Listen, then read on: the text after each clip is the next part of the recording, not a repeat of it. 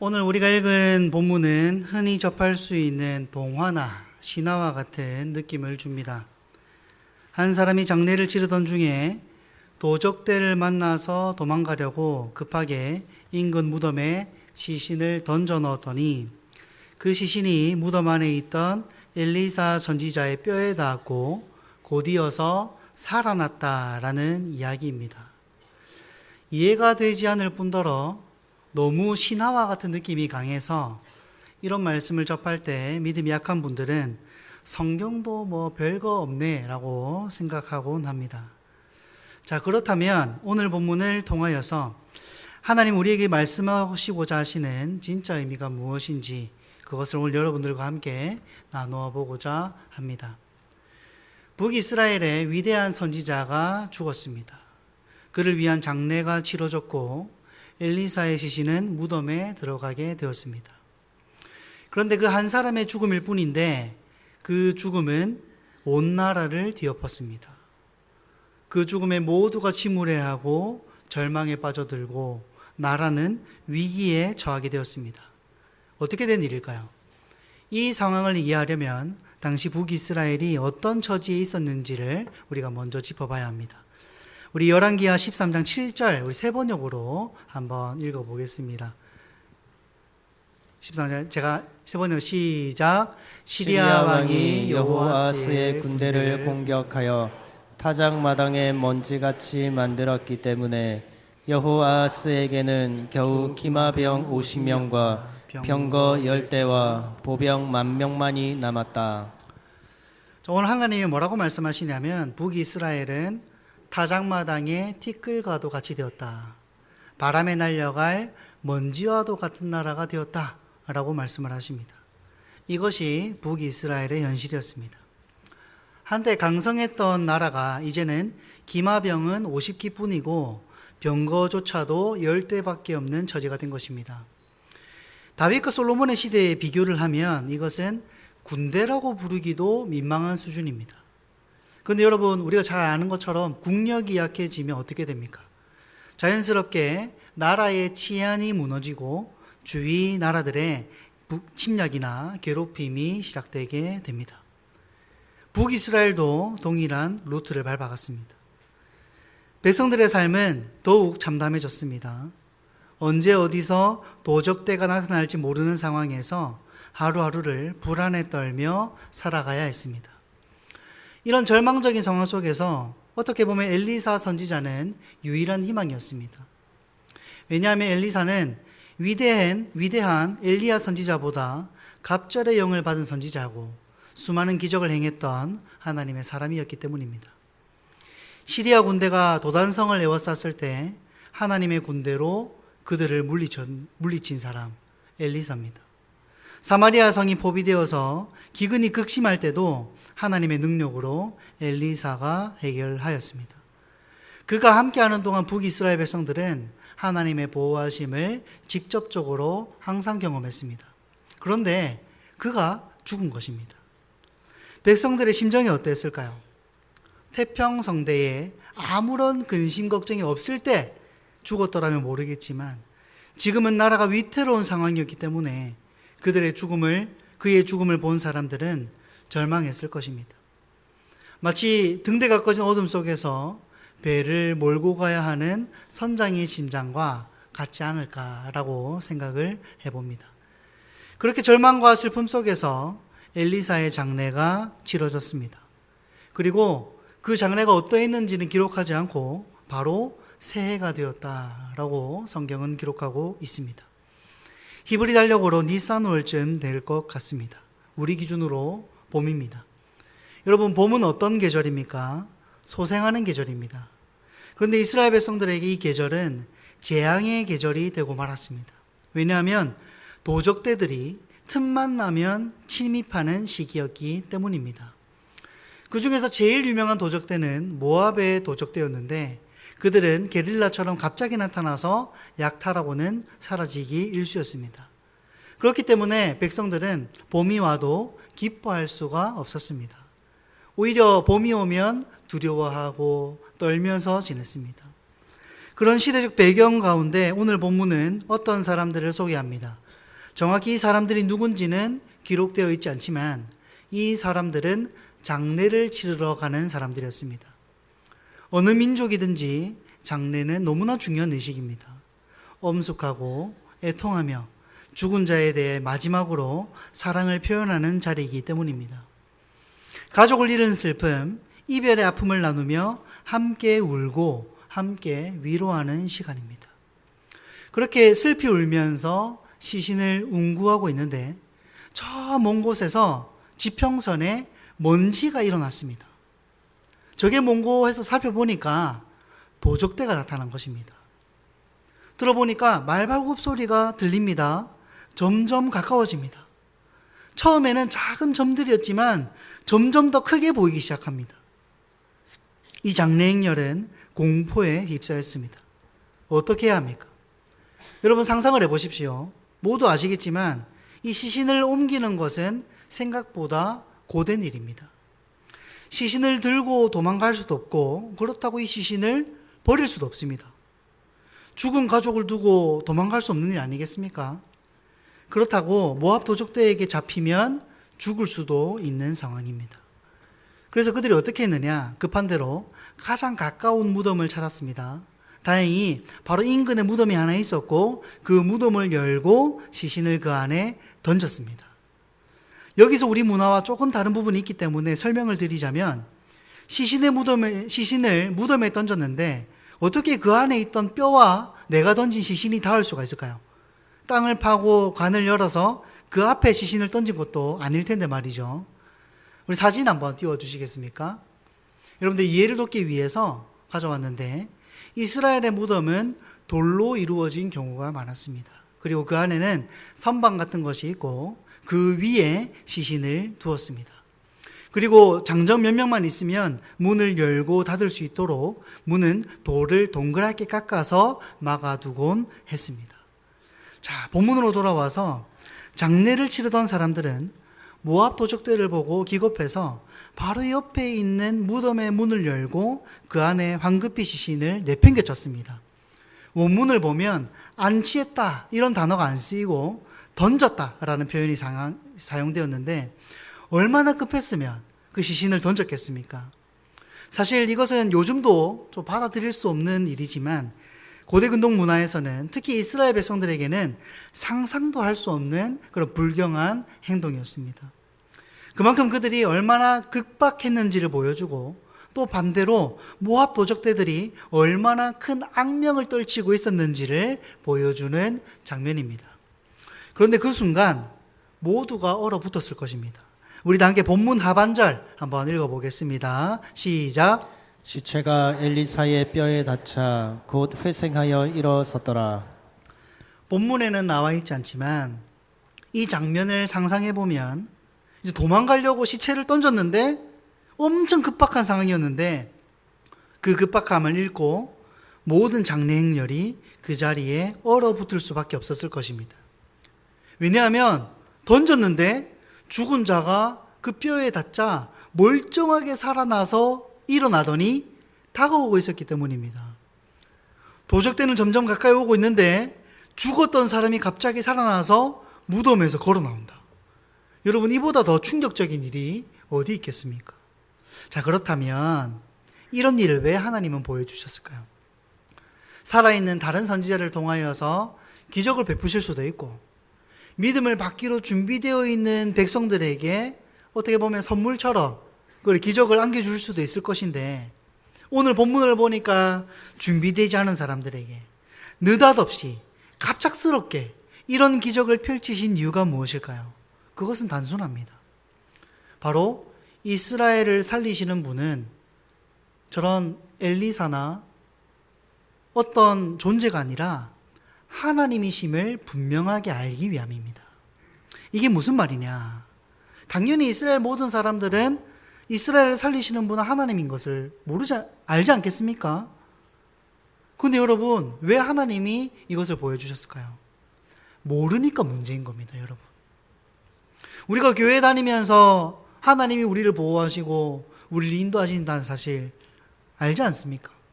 근데 오늘 성경 말씀은 말하기를 그들은 몰랐다라고 말씀하고 있는 것입니다. 북이스라엘 사람들은 엘리사가 죽자 절망했습니다. 왜냐하면 그들은 엘리사를 의지했지 엘리사를 사용하시는 하나님을 의지하지 않았기 때문입니다. 인간 지도자에게 매달렸지 그 지도자를 세우신 하나님을 바라보지 않았던 것입니다. 엘리사가 살아있을 때는 하나님께서 우리와 함께 하신다라고 말했지만 실제로는 엘리사가 우리와 함께 한다라고 생각했던 것입니다. 그래서 하나님은 이 사건을 통해서 선포하십니다. 엘리사는 죽었지만 나는 여기 있다. 너희가 의지해야 할 것은 엘리사가 아니라 생명의 주인인 나다.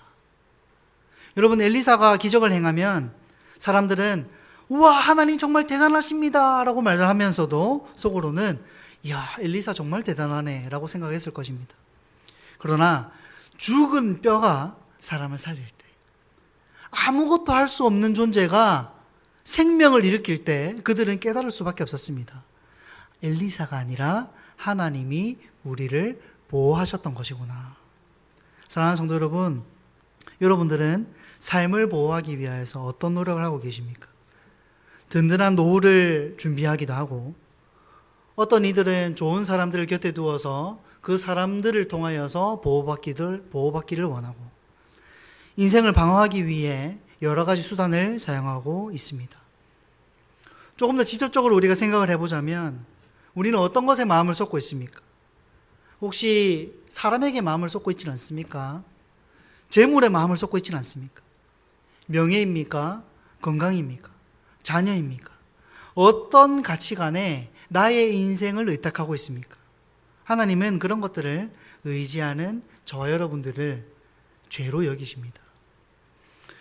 그런 눈에 보이는 것들이 아니라 우리를 보호하는 것들을 의지할 것이 아니라 눈에 보이지 않는 하나님이 우리를 보호하신다라고 말씀을 하십니다. 아주 간단한 문제입니다. 우리의 상황이 시체와 같다 할지라도, 소망이 없고 힘이 없고 생기가 없다 할지라도 하나님이 주권적으로 만져주시기만 하면 그 인생, 그 삶, 그 모든 상황은 죽은 자가 살아나는 것처럼 회복될 수 있다는 것입니다. 우리 다 함께 누가복음 8장 44절과 48절 두 구절을 읽어보겠습니다. 시작. 예수의 뒤로 와서 그의 옷가에 손을 대니 혈루증이 즉시 그쳤더라. 예수께서 이르시되 따라 내 믿음이 너를 구원하였으니 평안히 가라 하시더라. 혈루증을 앓던 여인이 있었습니다. 그녀는 그 병을 고치기 위해 모든 재산을 다 썼습니다. 그런데 그 어떤 방법도 그녀를 구원해 주지 못했습니다. 그 고통의 세월이 12년이었다. 성경은 기록하고 있습니다. 그때 그 여인에게 믿음이 생겼습니다. 예수님이란 분이 진짜 메시아라면, 구원자라면, 하나님의 아들이다라는 것이 진짜라면 내가 그분에게 직접 가서 치료받지 않아도 내가 그분의 옷자락에 손을 대기만 하여도 내가 나을 수 있겠다. 그리고 예수님의 옷자락을 만집니다. 그러자 예수님이 그 믿음에 응답하십니다. 네 믿음이 너를 구원하였다. 사랑하는 성도 여러분, 진짜 나를 보호하시는 주님을 만나시기를 간절히 소망합니다. 모든 것을 해결하실 수 있는 주인을 찾으시길 바랍니다. 여러분, 다른 것이 우리를 구원할 것이 아니라 하나님만이 우리를 구원하실 수 있습니다. 하나님은 놀라운 엘리사 선지자를 통하여서 우리를 구원하시기도 하시지만 하나님은 뼈다구 하나로도 우리를 살리실 수 있는 분이십니다. 눈에 보이는 것에 의지할 것이 아니라 눈에 보이지 않는 하나님이 나를 구원해 주실 분이시다라는 것을 믿고 나아가기만 하면 주님이 말씀하십니다. 오늘 평강이 너에게 있다. 그 평강을 경험하시길 간절히 소망합니다. 또 하나 주목할 것은 오늘 이 기적이 일어난 상황입니다. 계획된 것이 아니고 준비된 것도 아닙니다. 가장 최악의 상황에서 가장 엉망진창의 순간이 일어났습니다. 도적들을 피해 도망치다가 시신을 제대로 안치하지도 못하고 던질 수밖에 없었던 그 순간에 기적이 일어난 것입니다. 우리는 늘 준비되고 계획된 상황에서만 하나님이 일하신다고 생각합니다. 예배를 완벽하게 준비해야 하고 기도를 오래 해야 하고 믿음이 충만해야 하나님이 그것을 통하여서 일하신다고 생각합니다. 물론 맞습니다. 그렇게 하면 하나님이 베푸신 은혜를 좀 더 직접적이고 풍성하고 그리고 강력하게 느낄 수 있습니다. 왜냐하면 마음이 청결한 자 하나님을 본다고 예수님께서 말씀하셨기 때문입니다. 그런데 여기에는 한 가지 중요한 진리가 숨어 있습니다. 하나님께서는 모든 상황을 주권적으로 다스리시며 항상 일을 하고 계시다는 것입니다. 내가 준비되어야만 그래 너가 준비되었지 이제 내가 일을 시작할게가 아니라 하나님은 우리가 준비하든 준비하지 않든 항상 일을 하고 계십니다. 다만 우리가 마음으로 준비될 때 그것을 더 깊게 느낄 수 있을 뿐인 것입니다. 되도록이면 깊게 느끼시는 저 여러분들 되길 바랍니다. 그런데 이것은 우리에게 큰 위로가 됩니다. 만약 지금 모압 도적대와 같은 위협에 직면한 분들이 이곳에 있지 않습니까? 갑작스러운 질병이나 실직이나 가정의 위기나 경제적 어려움 이런 것들이 여러분들을 압박하고 있지 않습니까? 혹시 신앙의 늪에서 빠져나오지 못하고 주님께로 제대로 나아가지 못하는 분들이 있지 않습니까? 제대로 대처하지 못하고 그저 밀려오는 삶에 급급하게 내 인생을 쳐내면서 살아가고 있지 않습니까? 자, 그렇다면 오늘 말씀은 여러분들을 위한 것입니다. 특별히 제가 육아를 하고 있기 때문에 육아하는 부모님들, 예배에 집중하고 싶어도 집중하지 못하는 상황을 가지신 분들, 주일이 중노동을 하러 가는 것처럼 느껴지시는 분들, 오늘 이 말씀은 여러분들을 위한 것입니다. 하나님은 우리의 급박한 상황도 아십니다. 여러분들이 제대로 준비하지 못한 것도 하나님은 아십니다. 그리고 하나님께서 주권적으로 그 상황 속에서 여러분들에게 하나님을 계시하십니다. 하나님께서는 모든 상황을 하나님의 주권 아래에 두시고 우리에게 하나님을 드러내십니다. 여러분, 모압 도적대가 없었더라면 그 사람들은 엘리사의 무덤에 가지 않았을 것이고 부활의 기적도 경험하지 못했을 것입니다. 오늘 우리가 경험하는 어려운 상황들도 하나님께서 당신을 계시하시는 기회가 될 수 있음을 믿으시는 여러분들 되길 바랍니다. 무엇이 여러분들을 괴롭게 합니까? 생각을 바꿔보십시오. 혹시 하나님께서 이 상황을 인도하셔서 이 상황을 사용하셔서 나를 이 자리에 인도하신 것이 아닌가? 나의 상황이 하나님을 만나는 열쇠가 될 수 있기를 바랍니다. 그런데 조건이 있습니다. 바로 시신이 뼈에 닿았을 때 기적이 일어났다는 것입니다. 우리 다 함께 오늘 본문 21절 하반절 읽어보겠습니다. 시작. 시체가 엘리사의 뼈에 닿자 곧 회생하여 일어섰더라. 오늘 우리가 기억해야 할 단어 닿았다. 한번 따라해 볼까요? 닿았다. 그렇습니다. 요것만 기억하시면 됩니다. 닿았다. 히브리어 나가, 이 닿았다라는 단어는 물리적 접촉을 넘어서 깊은 만남을 가질 때 사용하는 단어입니다. 이 뼈가 뭔데 깊은 만남을 시체에게 전한다는 것입니까? 시신이 엘리사의 뼈에 닿는 순간 어떤 깊은 만남이 있었다. 누가 만나주셨다는 것입니까? 하나님이 만나주셨다. 여러분, 우리에게 필요한 것이 바로 이 접촉입니다. 하나님의 말씀과 만나야 합니다. 여러분, 성령님과 만나야 됩니다. 하나님이 주신 놀라운 은혜와 만나야 기적이 일어날 줄로 믿습니다. 우리는 너무나 많은 것을 알고 있지만 때때로 접촉이 없을 때가 너무나 많습니다. 성경을 읽고 말씀을 들으나 우리의 영혼에 닿지 않을 때가 너무나 많습니다. 근데 여러분, 우리가 지금 듣고 있는 이 말씀이 어떤 것인 줄 아십니까? 진짜 접촉이 일어나면 죽은 것이 살아나는 생명의 말씀인 줄로 믿으시길 바랍니다. 형식적인 신앙을 가지고 있습니까? 걱정하지 마십시오. 살아있는 말씀을 만날 때 살아있는 신앙생활을 할 수 있게 됩니다. 메마른 영혼에 생수가 흐르게 되는 것입니다. 이것이 접촉의 능력입니다. 그렇다면 이 접촉은 어떻게 이루어지는 것입니까? 바로 하나님의 선물인 믿음으로 이루어집니다. 나인성 과부의 아들이 죽었을 때 예수님이 이렇게 손을 대시자 죽은 자가 살아났습니다. 야이로의 딸이 죽었을 때 예수님이 그 딸의 손을 잡고 달리다굼이라고 말씀하시자 그 딸이 살아났습니다. 이것을 통해서 우리가 알 수 있는 것은 예수님이 잡아주시기만 하면, 예수님이 손대주시기만 하면 죽은 것이 어떻게 되는 겁니까? 살아난다는 것입니다. 꼭 기억하시길 바랍니다. 주님이 내 인생을 잡아주시면 우리의 상황은 그 상황이 어떠하든지 간에 회복될 줄로 믿습니다. 그런데 더 놀라운 사건이 있습니다. 수많은 사람이 예수님 곁을 지나갔고 혹은 옷깃이라도 스친 사람 수없이 많았는데 그 수많은 사람들 중에 오직 한 사람, 주님의 옷깃을 잡은 혈루증을 가진 여인, 그 여인만 구원받았다는 것입니다. 주님이 주신 믿음으로 접촉한 사람만이 놀라운 능력을 경험했습니다. 심지어 실질적인 접촉을 하지 않은 사람도 있습니다. 누가 있습니까? 백부장이 있습니다. 한 백부장이 있었습니다. 그 백부장은 자애로운 주인이어서 가족과 하인들을 소중하게 여기는 사람이었습니다. 그런데 그 백부장의 하인이 중풍병에 걸려서 고통받고 있었습니다. 그리고 그는 예수님에 대한 소식을 들었습니다. 예수님이란 분이 계신데 이스라엘의 메시아로 오셨다더라. 그분이 만져주시기만 하면 죽은 자도 살아나더라. 그 소식을 들었습니다. 그래서 백부장은 예수님을 찾아 나섰고 예수님은 그 믿음을 보시고 내가 직접 가서 고쳐주겠다라고 말씀을 하십니다. 그때 백부장이 말하지요.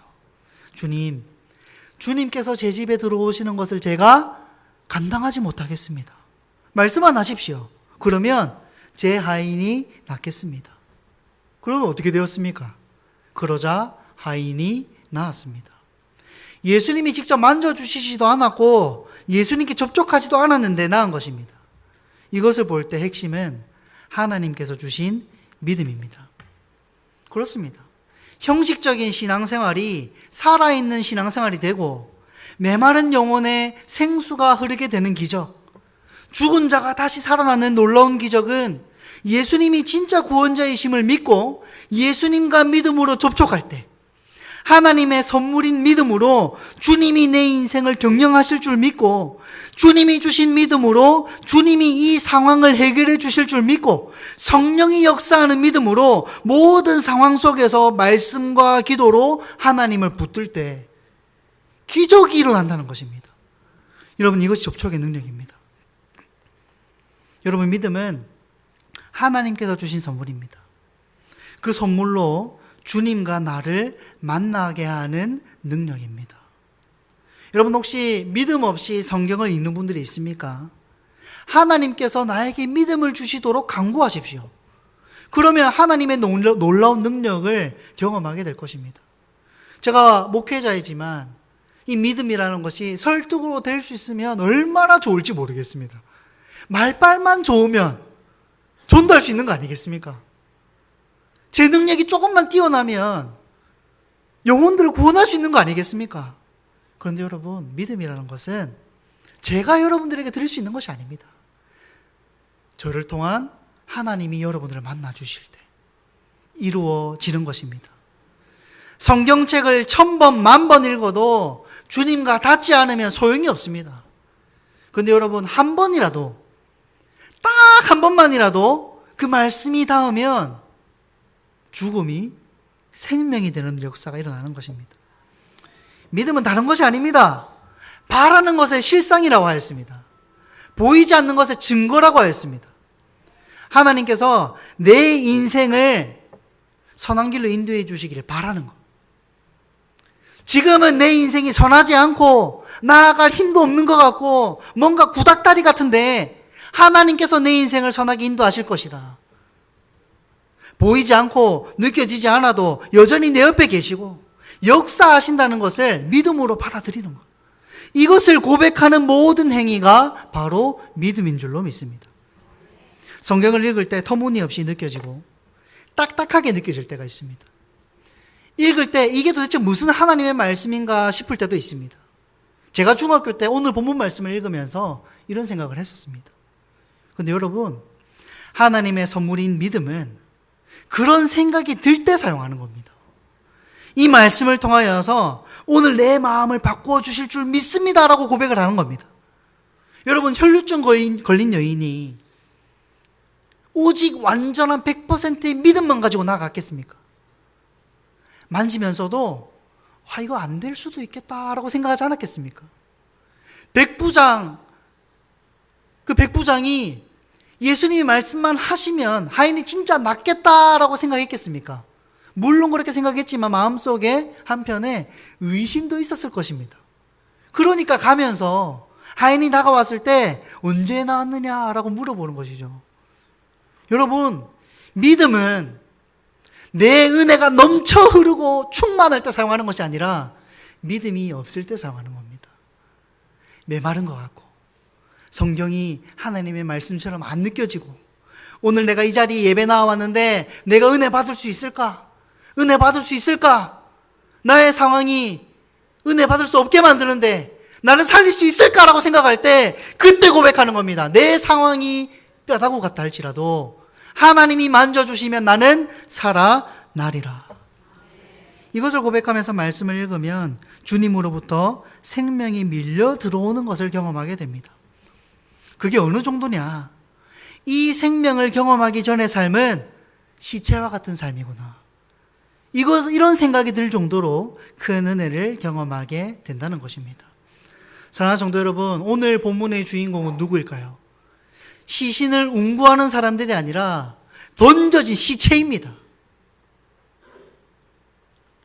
삶이 팍팍하고 어디서부터 무엇을 시작해야 될지 모르겠고 너무나 고통스럽고 괴로울 때, 때로는 하나님을 향한 원망만 터져 나올 때, 심정이 날카롭게 서 있을 때 성령이 역사하는 믿음으로 나아가시길 바랍니다.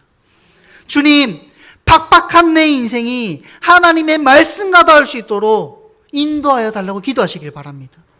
그러면 이미 일하고 계신 하나님을 경험하게 될 줄로 믿습니다.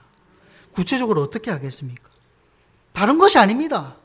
오늘부터 성경을 펴고 이렇게 기도하십시오. 하나님, 이 말씀을 통하여서 오늘 내 마음을 바꾸어 주십시오.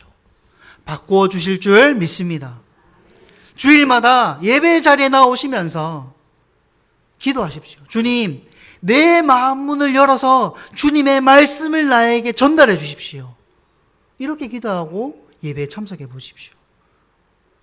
그리고 여러분들이 의지하는 것을 하나씩 내려놓기 시작하십시오. 시체가 무엇을 바라겠습니까? 돈을 의지했다면 하나님이 나에게 공급하지 않으면 나는 살아날 수 없습니다 라고 기도하면서 하나님께 헌금부터 드려보십시오. 사람을 의지했다면 그 사람보다 하나님을 사랑한다라는 것을 보여주십시오. 그런데 더 놀라운 사실이 있습니다. 다 함께 로마서 8장 11절 한번 읽어보겠습니다. 시작. 예수를 죽은 자 가운데서 살리신 이의 영이 너희 안에 거하시면 그리스도 예수를 죽은 자 가운데서 살리신 이가 너희 안에 거하시는 그의 영으로 말미암아 너희 죽을 몸도 살리시리라. 우리가 주님이 다시 오실 때 어떻게 살아납니까? 예수님을 죽은 자 가운데서 살리신 그 하나님께서 우리 안에 거하시는 예수님의 영으로 말미암아 우리를 살리시겠다라고 말씀을 하십니다. 무슨 말이냐? 엘리사를 통하여서, 아니요, 정확하게 말하면 아무 능력이 없는 뼈다구를 통하여서 역사하신 하나님은 다른 곳에 계신 것이 아니라 어디 계시다? 내 안에 계시다는 것입니다. 죽은 자를 살리고 소망 없는 자들에게 소망을 주고 신음하는 자들에게 회복을 주시고 더 나아가서 기쁨과 평강을 주시는 그 만군의 여호와, 살아계신 하나님께서 저 멀리 엘리사한테 있는 게 아니고 엘리사 무덤에도 있는 게 아니고 내 안에 있다는 겁니다, 여러분. 그런데 여러분, 왜 이렇게 무기력하게 살아갑니까? 왜 죽은 시체처럼 살아갑니까? 모든 문제의 해결책이 내 안에 함께 하시는데 왜 아직도 넘어져 있는 것입니까? 그 이유는 간단합니다. 우리 안에 계신 성령의 능력을 의지하지 않기 때문입니다. 여전히 우리의 힘으로, 우리의 방법으로 살려고 하기 때문입니다. 우리가 무기력한 까닭은 다른 것이 아닙니다. 내 현실에 불어오는 광풍을 보는 눈은 너무나 크고 하나님이 주신 약속을 붙드는 믿음의 눈은 너무나 작기 때문입니다. 사랑하는 성도 여러분, 내 안에 엘리사의 뼈보다 더 강력한 성령님이 함께 하십니다. 엘리사의 뼈는 한 사람은 살렸지만 성령님은 예수 그리스도의 보혈을 온 세상에 퍼뜨리신 분이십니다. 그런데 왜 우리는 그 능력을 경험하지 못합니까? 간단한 문제입니다. 의지하지 않기 때문입니다. 믿지 않기 때문입니다. 그런 이들에게 주님께서 말씀하시기를 요한복음 5장 25절 이렇게 말씀하셨습니다. 우리 다 함께 읽어보겠습니다. 시작. 진실로 진실로 너희에게 이르노니 죽은 자들이 하나님의 아들의 음성을 들을 때가 오나니 곧 이때라. 듣는 자는 살아나리라. 언제 살아난다고요? 이때라. 곧 이때라. 그 언젠가 우리가 이렇게 신앙생활 하다 보면 특정한 어느 때에 주님의 음성을 들을 때가 올 것이다. 이게 아닙니다. 먼 미래가 아니라 바로 지금 이 순간 하나님의 아들 예수 그리스도의 음성을 듣는 자는 살아나게 될 것이다 라고 말씀을 하셨습니다. 영적으로 죽었던 자가 살아나고 절망에 빠졌던 자가 소망을 얻고 무기력했던 자가 새 힘을 얻게 될 것입니다. 사랑하는 성도 여러분, 엘리사가 죽었을 때 백성들은 절망했습니다. 그 이유가 무엇입니까? 엘리사가 너무나 뛰어났고 엘리사가 너무나 좋고 그 엘리사에게 의존했기 때문입니다. 여러분, 우리의 인생은 무엇이 없으면 절망할까요? 돈이 없으면 절망하고 인간관계가 무너지면 절망하고 나의 인생에 내가 소중하게 생각했던 것들이 무너지면 절망할 것입니다. 그 이유가 무엇입니까? 그것에 의존했기 때문입니다. 그런데 여러분, 반대로 하나님과의 관계가 무너지면 왜 절망하지 않으십니까? 하나님과의 관계가 넘어져 있으면 왜 울지 않으십니까? 그 이유도 간단합니다. 하나님을 의지하지 않았기 때문입니다. 그런데 하나님께서는 그 모든 상황을 아시고 죽은 엘리사의 뼈를 통해서 당신의 능력을 보여주십니다. 엘리사는 죽었지만 나는 여기에 있다. 너희가 의지할 대상은 바로 하나님이다. 여러분, 더 이상 자신을 속이지 마십시오. 지금 무엇에 의존하고 계십니까? 여러분들이 의지하고 있는 그것들이 우상입니다. 그래서 우리에게 필요한 것, 회개가 필요합니다. 주님, 내가 하나님 외에 다른 것을 너무 많이 의지하고 살았네요. 주님, 용서하여 주십시오. 오늘 주인공이 누구라고요? 시체입니다. 주님, 저는 이 시체와 같은 존재입니다. 저 스스로는 아무것도 할 수가 없습니다. 스스로는 무덤에 들어갈 수도 없고 스스로는 그 뼈에 닿을 수도 없습니다. 여러분, 완전히 무능력한 존재입니다. 이것을 기도하며 이것을 간절히 구하며 주님께 나아가야 합니다. 그렇게 나아갈 때 하나님께서 하나님의 주권으로 저와 여러분들을 살리실 줄 믿습니다. 모압 도적대들을 피해서 급하게 시신을 던진 그 엉망진창인 순간에 기적이 일어났습니다. 여러분, 우리의 상황이 얼마나 엉망진창이든지 하나님께서 역사하시면 생명의 기적이 일어납니다. 시신이 엘리사의 뼈에 닿자 살아났습니다. 핵심은 닿는 것입니다.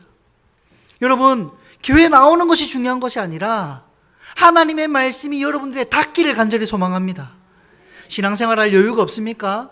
인생이 내몰리고 있습니까? 그렇다면 지금 이 순간 하나님 앞에 무릎을 꿇으십시오. 뭐라고 고백해야 됩니까? 주님, 저는 저 시체와 같습니다. 내가 시체라도 저 뼈에 닿지 않으면 아무 소용이 없습니다. 주님, 나를 도와주십시오. 이렇게 고백하시길 바랍니다. 그리고 우리가 의지하고 있는 모든 우상을 버리십시오. 형식적인 신앙생활을 철저히 회개하시기 바랍니다. 매일 아침 저는 시체와 같습니다 라고 고백하면서 하나님의 은혜를 구하겠다고 결단하십시오. 여러분 안에 계신 성령의 능력을 의지해 보고 싶다라고 고백해 보십시오. 그러면 죽었던 것이 살아날 것입니다. 절망이 소망이 될 것입니다. 무기력함이 새 힘이 될 것입니다. 우리 인생에 성경 속에 이름도 알지 못하는 이 시체가 살아났다라는 기적이 다른 곳에 일어나는 것이 아니라 어디에 일어나는 것입니까? 내 인생에 일어날 줄로 믿습니다. 그러므로 미루지 마십시오. 주님께서 말씀하시기를 곧 이때다라고 말씀을 하셨습니다. 바로 지금이 그때입니다. 내일이 아닙니다. 다음 주가 아닙니다. 그 언젠가가 아닙니다. 바로 지금입니다. 회개하고 돌아오는 자에게 하나님의 놀라운 기적이 일어날 것을 주님의 이름으로 약속합니다. 오늘 이 말씀이 여러분들의 마음에 닿기를 간절히 기도합니다. 그래서 여러분들의 삶에 엘리사의 뼈가 죽은 자를 살린 것과 같은 놀라운 기적이 오늘 말씀을 통하여서 저 여러분들의 일어나기를 주님의 이름으로 축복합니다. 우리 지금 이 시간 말씀을 기억하면서 예수를 함께 하시네 자랑하며 나가시겠습니다.